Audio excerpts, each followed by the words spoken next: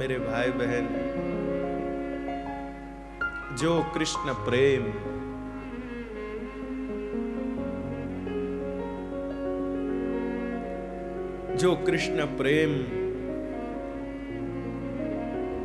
हजारों लाखों वर्षों तक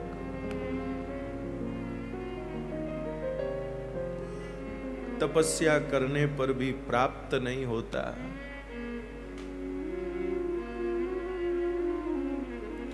जिस कृष्ण प्रेम को पाने के लिए ब्रह्मा जी जैसे भी किसी गोकुलवासी के पीछे पीछे घूमते हैं कि किसी गोकुलवासी की चरण धूल लग जाए तो हमें कृष्ण प्रेम मिल जाए। जिस कृष्ण प्रेम के याचक ब्रह्मा जी जैसे देवता हैं, उद्धव जी जैसे ब्रह्म ज्ञानी तत्वनिष्ठ, जिस कृष्ण प्रेम को पाने के लिए गोपियों की चरण धूल की भिक्षा मांगते हैं, वंदे नंद वजस्त्रीणाम पाद रेणुम भिक्षसः, वो दुर्लभ कृष्ण प्रेम, वो दिव्य कृष्ण प्रेम श्री चैतन्य महाप्रभु सिर्फ अपने दृष्टिपात से जीवों को प्रदान कर देते थे। सिर्फ चैतन्य महाप्रभु के देखने से कृष्ण प्रेम प्राप्त हो जाता था। और अगर वो छू देवे, आहा, छूने से तो क्या कहना था। कैसा ही प्राणी क्यों न हो, उनके छू देने से उस प्राणी की प्रकृति अपने आप कृष्णनिष्ठ हो जाती, अपने आप वो व्यक्ति का स्वभाव भक्तिमय हो जाता, वो वैष्णव हो जाता और किसी के ऊपर प्रसन्न हो जाते। भावावेश में किसी को गले लगा लिया अगर उन्होंने, तो फिर तो कहना ही क्या है भाई, फिर तो उसका कहना ही क्या है।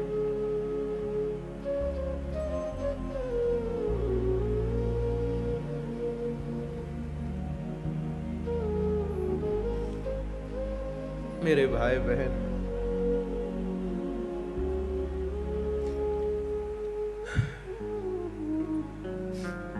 मन में बार बार एक ही बात आती है,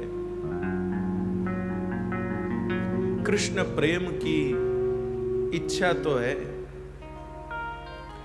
लेकिन वैसी तैयारी नहीं होती है, वैसी चेष्टा नहीं होती। इसलिए मन में बार बार आता है कि काश कहीं चैतन्य महाप्रभु मिल जाते और हम कहीं उनकी दृष्टि में आ जाते, तो मरने से पहले पहले एक बार कृष्ण प्रेम की एक बूंद तो हम भी चख जाते। आप कहेंगे कि क्या अभी कृष्ण प्रेम नहीं है, क्या अभी भगवान से प्रेम नहीं है? अजी, अभी जो है उसको हम प्रेम नहीं कह सकते, भगवान का प्रेम नहीं कह सकते। ये तो हमारा अपना ही आनंद है, अपने ही मन का भाव का सुख है। हम अपने मन में जो सोचते हैं वो कर लेते हैं, उसी से सुखी हो जाते हैं और उसी को प्रेम मान लेते हैं।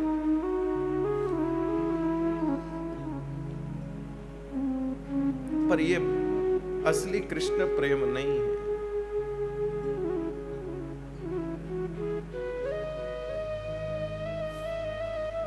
वह तो सिर्फ चैतन्य महाप्रभु की कृपा से मिल सकता है। कैसे नजर पड़े उनकी, कहां वो बैठे होंगे, किधर होंगे, क्या पता। बस उनकी कथा क्या सुनाए, मुझे तो इतनी आती भी नहीं है, लेकिन बस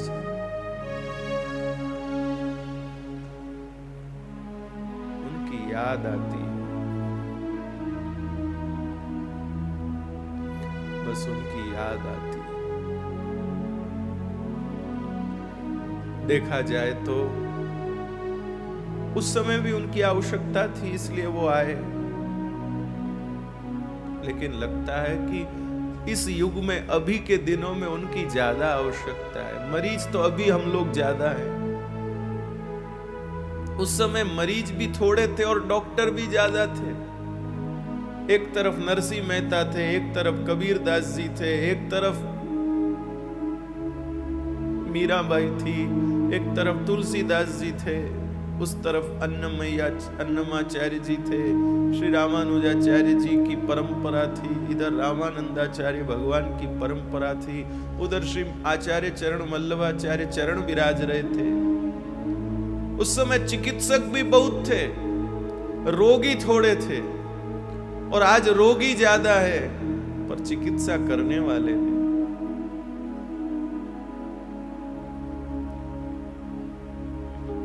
मेरे भाई बहन,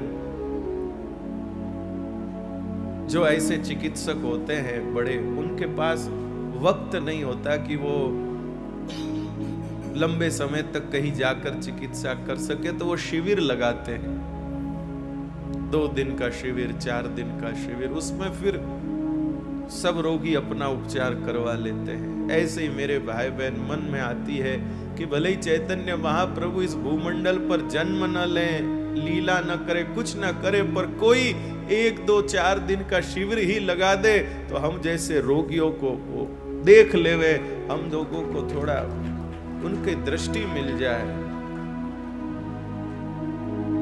उनका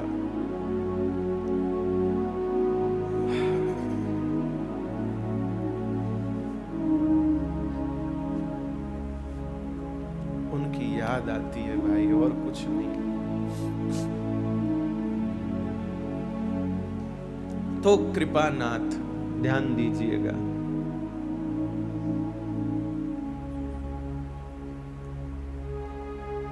और सबसे खास बात श्रीमन चैतन्य महाप्रभु की क्या है आपको मालूम है? वो बहुत दयालु हैं। सबसे बड़ी बात है कि वो दयालु बहुत है। दोष देखना, ये देखना, वो देखना, वो उनकी प्रकृति नहीं। उल्टा जो दोषी होते हैं, जो अपराधी होते हैं, उनको ज्यादा, वो उन पर ज्यादा ध्यान देते हैं, उन पर ज्यादा कृपा करते हैं वे।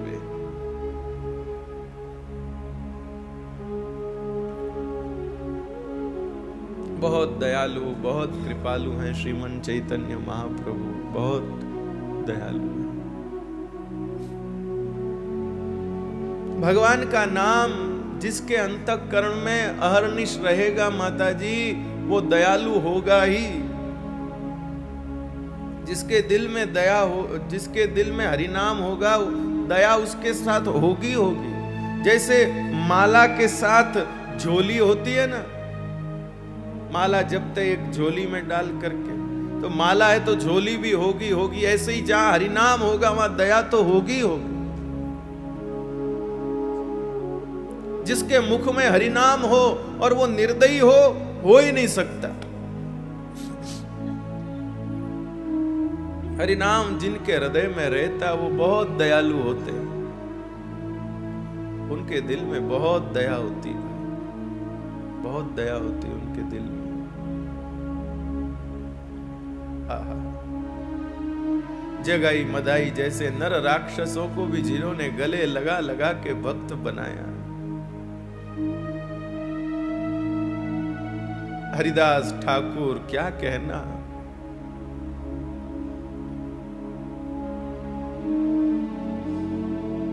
क्या कहना महाराज। खुद जाकर रोज हरिदास ठाकुर से मिलते थे। हरिदास ठाकुर जो यवन कुल में जिनका जन्म हुआ, एक मुसलमान परिवार में जन्म हुआ, मंदिर के पास नहीं आते, बोले मेरे आने से मेरे शरीर को छूकर हवा किसी वैष्णव को लगेगी तो उनका धर्म नष्ट होगा, इसलिए वो नजदीक नहीं आते मंदिर के। समुद्र के किनारे रहते हरिदास ठाकुर, और 3 लाख महामंत्र हरे कृष्ण कृष्ण कृष्ण हरे हरे, हरे राम राम राम हरे हरे, ये रोज का 3 लाख मंत्र जोर जोर से बोल कर करते।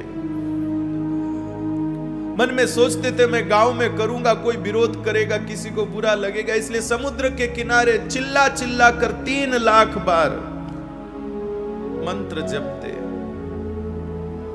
और क्या चैतन्य महाप्रभु की दयालुता, रोज हरिदास ठाकुर को दर्शन देने के लिए जाते।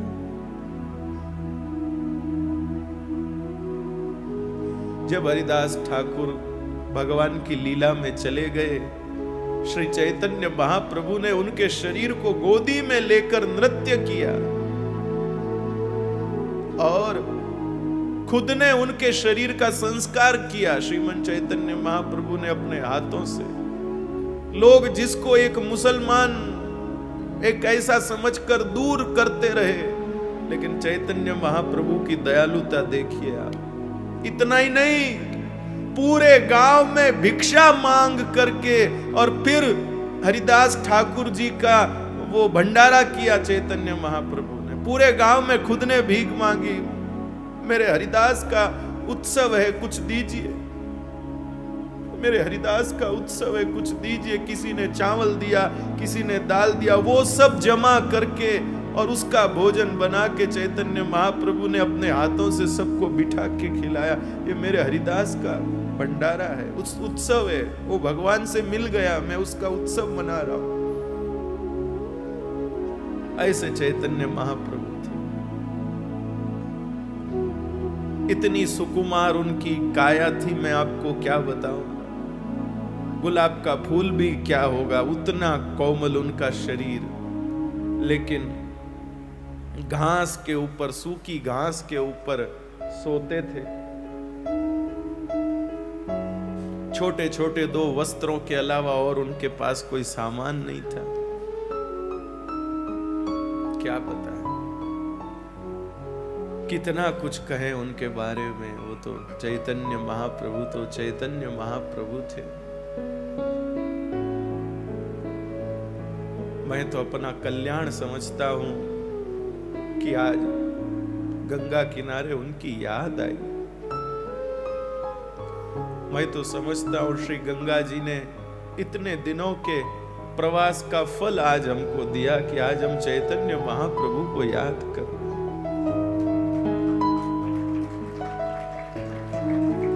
मेरे भाई बहन,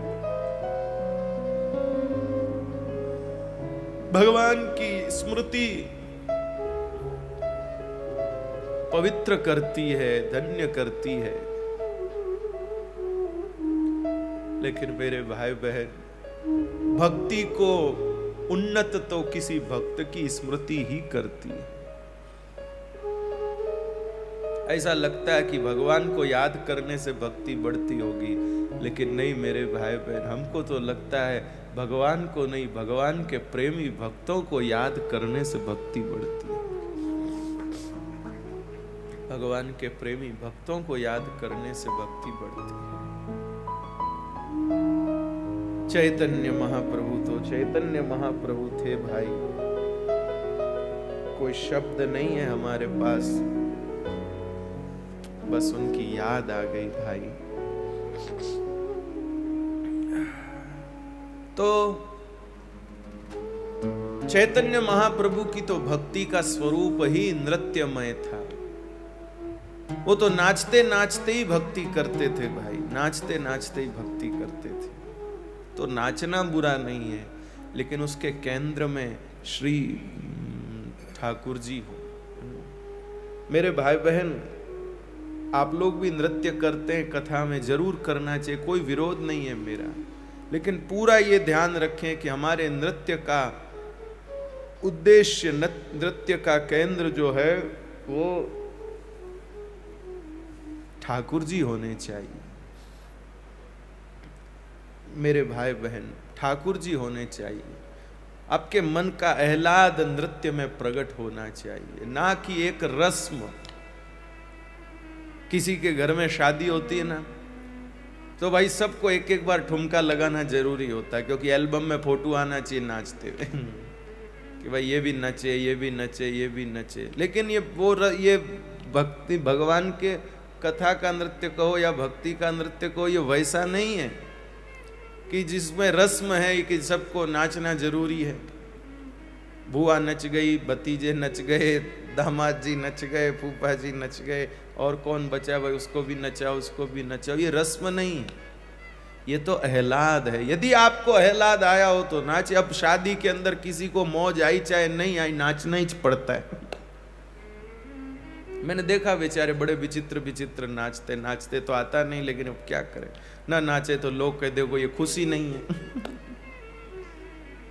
तो यह साबित करने के लिए कि नहीं भाई हम इस फंक्शन में आके, इस प्रोग्राम में आके बहुत खुश हैं, इसलिए बेचारों को शादी में नाचना ही पड़ता है।